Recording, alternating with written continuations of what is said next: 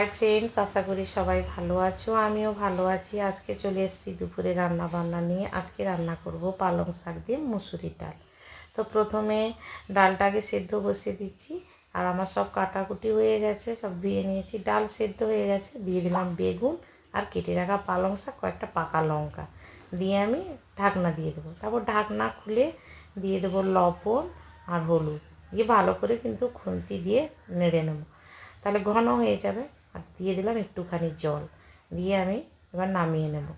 কড়াইটা আবার পরিষ্কার করে বসিয়ে দিলাম।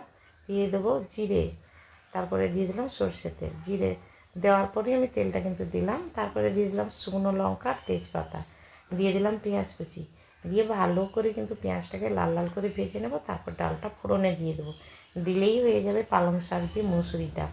যদি তোমাদের রেসিপিটা ভালো লাগে একটা লাইক করে দিও প্লিজ। আমার চ্যানেলটা তোমরা সাবস্ক্রাইব করে দিও। আর সবাই খুব খুব ভালো